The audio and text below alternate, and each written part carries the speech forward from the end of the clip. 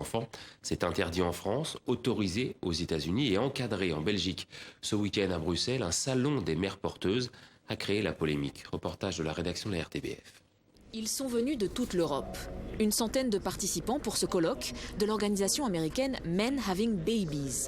Ici, beaucoup de couples homosexuels apprennent comment trouver une mère porteuse aux États-Unis dans le cadre de la GPA, la gestation pour autrui.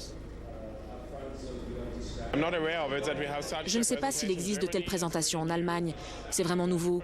Il y a différentes manières d'avoir un enfant quand on est homosexuel, l'adoption ou ici la GPA. Je cherche encore et je cherche la meilleure manière d'avoir un enfant dans le futur. Le colloque offre des informations, des témoignages de parents, mais la conférence est aussi clairement commerciale. Ici, une vingtaine de firmes américaines ont fait le déplacement. Elles facilitent la GPA aux États-Unis pour plusieurs dizaines de milliers d'euros. Nous ne pouvons pas filmer leur stand, mais certains acceptent de nous expliquer ce prix élevé. On doit évidemment trouver la mère porteuse.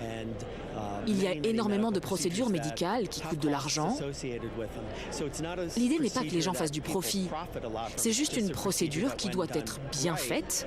Aux États-Unis, contrairement à d'autres pays, il y a énormément de frais différents. À l'extérieur du bâtiment, une quarantaine de personnes sont venues manifester silencieusement. Elles sont contre la gestation pour autrui commerciale et souvent contre la gestation pour autrui tout court.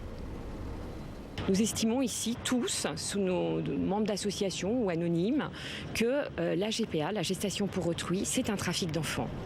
Lui n'est pas d'accord. Didier est le papa de 2 enfants obtenus par GPA aux États-Unis et pour lui, une GPA commerciale n'est pas forcément choquante. Une GPA commerciale peut être éthique. L'éthique, elle se situe dans les relations que l'on a avec la mère porteuse. Elle se situe dans l'idéal de vie que l'on présente. Elle se présente dans la façon dont dans ce qu'on accepte de faire ou de ne pas faire. Elle ne se présente pas dans le fait d'engager ou non un avocat.